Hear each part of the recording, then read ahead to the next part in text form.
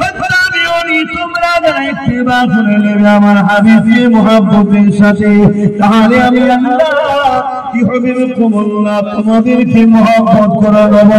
আর আল্লাহ তোমাদেরকে যখন মুহাব্বত করব, ওয়া ইয়াগফিরু লাকুম যুনুবাকুম, আল্লাহু গফুরুর রহিম, আমি আল্লাহ তাদের জীবনের গুনাহ খাতা মাফ করে দেব। আরো জোরে বলুন সুবহান।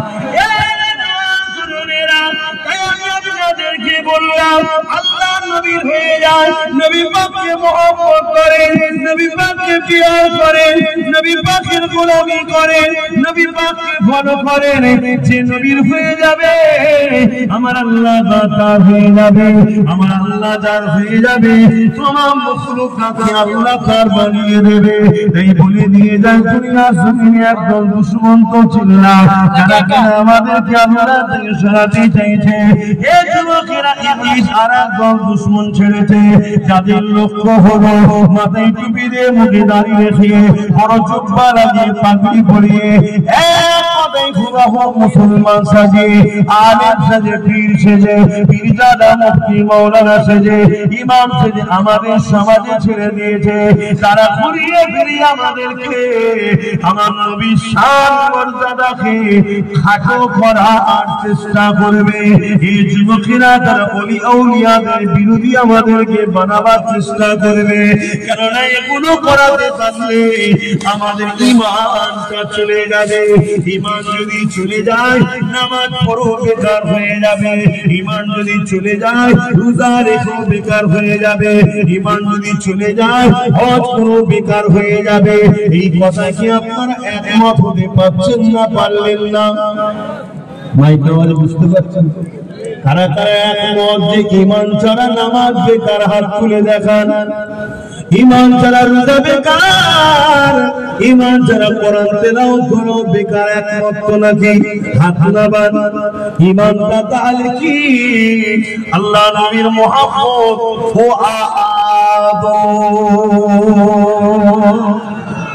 দুটো দুশমন বুঝতে পারলাম। একটা দুশমন আমাদেরকে গায়ের জোর দিয়ে হোক, গান বাজনা, লোভ লালসা, ভিক্ষা দিয়ে হোক আমাদেরকে আল্লাহ রাসূল থেকে সরাচ্ছে। আর একটা দুশমনকে মাথায় টুপি মুখে দাঁড়িয়ে হুজুর মৌলভী সাহেব বক্তা সাহেব সেজে, তাদের কাজ আমাদের দিল থেকে হুজুরের আদব ও মহব্বত কমাতে। বলবেন না আমার অসুবিধা হচ্ছে?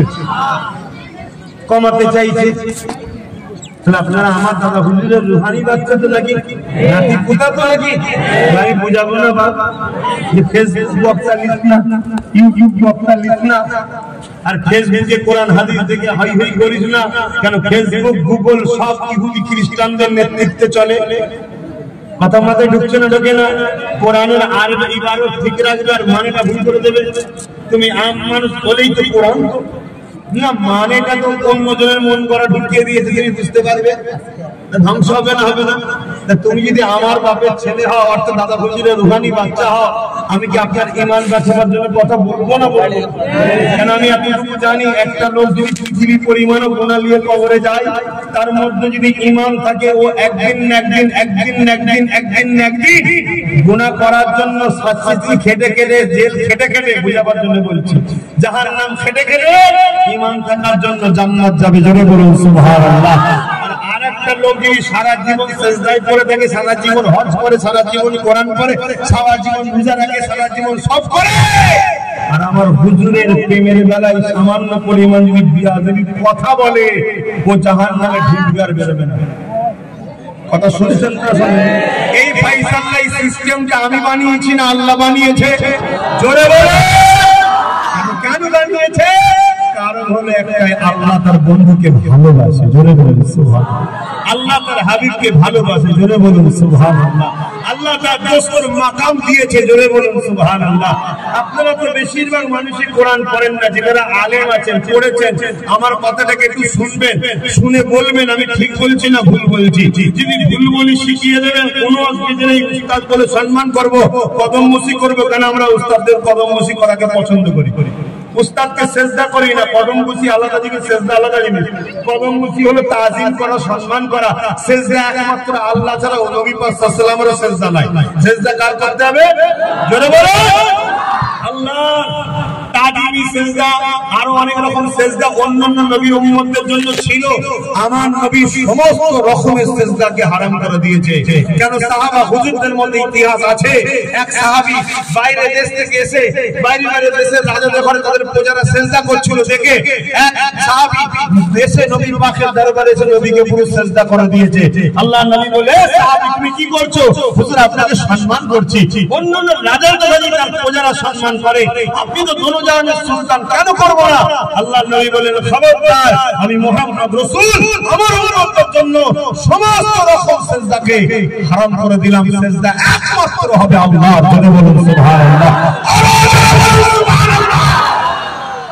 আল্লাহ ছাড়া এই কারোর জন্য নত হবে না। হ্যাঁ, কিন্তু কদম বসে শিখিয়েছে কি? তাজিমে আপনার মা, আপনার আব্বা, আপনার মুর্শিদ, আপনার শাইখ, আপনার আলেম উস্তাদ তিনি উঁচু জায়গায় বসে আছে, মাথা হ্যাঁ হবে না, আপনি তার ঠোঁটে কদমে ঠোঁটকে চুমু দিলেন সম্মানের জন্য, এটা জায়েজ আছে, কিন্তু এটা নয়। কথা মাথায় ঢুকছে? কিন্তু আমার মুজাদ্দিদ জামান বলে, বাবা তোরা আম মানুষ, শেষকালে চুমু খেতে গিয়ে কপাল ঠেকিয়ে ফেলবি, বিপদ হয়ে যাবে। এক কাজ কর, কদমে হাত দে, কদমে হাত দে, ওই হাতে চুমা দে, কদমে হাত দে, ওই হাতে চুমা দে, পীর উস্তাদ মা বাপের সম্মান করা হয়ে যাবে। জোরে বলুন সুবহানাল্লাহ। বুজুর্গদের সম্মান করতে হয়, কিন্তু ওই সম্মান নয় যেটা আমার আল্লাহর জন্য প্রযোজ্য, আল্লাহ ছাড়া দ্বিতীয় করা হবে না। তো যাক, আমি যেটা বলতে চাচ্ছিলাম সেটা হচ্ছে কি, যারা উলামা হযরতরা আছেন তিনারা একটু খেয়াল করে শুনবেন, আর আপনারাও শুনে রাখুন। হয়তো আপনারা গভীরে ঢুকতে পারবেন না, কিন্তু জেনে রাখা দরকার। আব্বাস সিদ্দিক আজকে কি বলছে শুনুন। কারণ বিশ্ব জুড়ে আমাদেরকে হাজারো বার চেষ্টা করেছে মেরে দিবার, হাজারো বার চেষ্টা করেছে মিটিয়ে দিবার। আপনি নিশ্চয়ই জানেন চেঙ্গিস খান বলে এক জালিম ছিল, সে বড় চেষ্টা করেছিল, সে মিটে গেছে। আমরা 250 কোটি এখনো আছি। যদি বলুন সুবহানাল্লাহ। হালাকু খান নাম শুনেছেন, আমাদেরকে মিটাতে চেয়েছিল, সে মিটে গেছে। আমরা এখন 250 কোটি আছি। জোরে বলুন সুবহানাল্লাহ। বুশ আমেরিকার বুশ চেয়েছিল আমাদেরকে মিটিয়ে দেবে আমেরিকা থেকে, আর বুশ মিটে গেছে। বুশের কন্যা কোরআনের হাফেজ হয়ে আমাদের দিকে বেড়েছে। জোরে বলুন সুবহানাল্লাহ। আরো চিৎকার দিয়ে বলুন সুবহানাল্লাহ। আরে দিবে, আরে দিবে। কুরআন ও সুন্নাহ, কুরআন ও সুন্নাহ, আরে দিবে। সাথে বলবেন, আমি বলবো লাব্বাইক, আপনারা বলবেন ইয়া রাসূলুল্লাহ। বলতে অসুবিধা আছে? ইয়া রাসূলুল্লাহ বললে ঈমান চলে যাবে? শুনেন, সাহাবারা বলেছে, আর কারো ফতোয়া লাগবে? সাহাবারা বলেছে ইয়া রাসূলুল্লাহ। জোরে বলুন সুবহানাল্লাহ। আপনি বলবেন লাব্বাইক, লাব্বাইক, লাব্বাইক, লাব্বাইক। সাল্লাল্লাহু আলাইহি ওয়াসাল্লাম আমার নবীর নাম ধরার পর দরুদ পড়তে হয়। জোরে বলুন সুবহানাল্লাহ। আমি যে কথা বলছিলাম, দুনিয়া চাইছে আমাদের দিল থেকে ঈমানকে বার করে নাও। হাজারো চেষ্টা করেছি মিটাতে পারিনি। এক মুঈনুদ্দিন আজমিরি হিন্দুস্তানে এসে 90 লক্ষ দুশমনকে নবীর প্রেমিক বানিয়ে দিয়েছে। জোরে বলুন সুবহানাল্লাহ। সেই 90 লক্ষ থেকে আজকে 90 কোটি কাছাকাছি হতে যাচ্ছে। জোরে বলুন সুবহানাল্লাহ। তখন হিন্দুস্তান অনেক বড় ছিল, এখন ছোট করে দিয়েছে। সেটা পরের বিষয়, রাজনীতিক আমি যাচ্ছি না, একটা ধর্মসভা ধর্মের আলোচনা করছি। তো ভাইরা আমার, 90 লাখ থেকে আজকে 90 কোটির দিকে চলে গেছে। সব খাজা গরিবে নওয়াজের ওসিলায় আল্লাহ করিয়েছে। জোরে বলুন সুবহানাল্লাহ। কোরআনে আল্লাহ দুই ভাবে মানুষকে ডেকেছে। কয় ভাবে? দুই ভাবে। ইয়া আইয়ুহাল্লাযীনা আমানু আর ইয়া আইয়ুহান নাস। আছে না?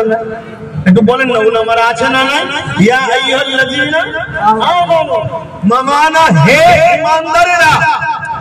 অর্থাৎ যখন ঈমানদারকে ডাকে তখন আল্লাহ কি বলে ডেকেছে? ইয়া আইয়ুহাল্লাযীনা আমানু, যারা ঈমান এনেছো। আলহামদুলিল্লাহ, আমরা ঈমানদার তো নাকি? যুগে যুগে যত ঈমানদার আসছে তাদের বিষয়ে আল্লাহ যখন কোনো মেসেজ দিচ্ছে, সেই মেসেজটা কি?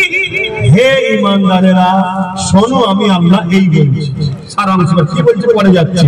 আরেকটা কথা আল্লাহ বলেছে আইয়ুহান নাস। নাস মানে মানুষ। মানুষের মধ্যে মুসলমান আছে, ঈমানদার আছে, অমুসলিম আছে, সর্বধর্মের মানুষ। মানুষ মানুষ মানুষ।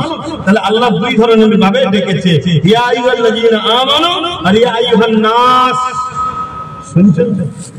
কেন এই কথা বুঝাচ্ছি? সব খেটে খায়, বিভিন্ন রাজ্যে যে খেটে খায়, তাই তো নাকি?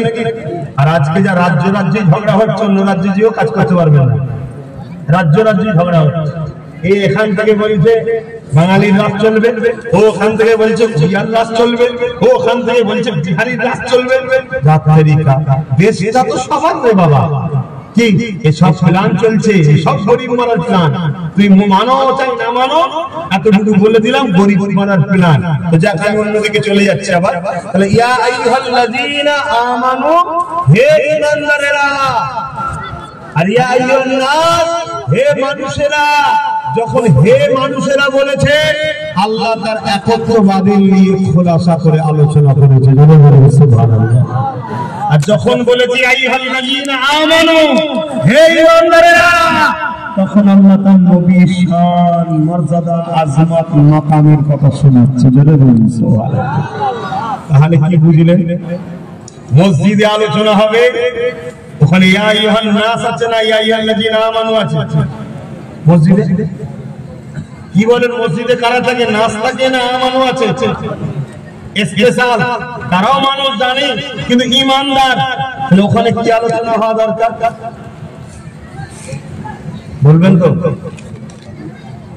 আল্লাহর স্টাইল হলো, আল্লাহ চায় ঈমানদারের কাছে আমার নবীর আলোচনা বেশি হোক। জোরে বলুন সুবহানাল্লাহ, আরো জোরে বলুন সুবহানাল্লাহ।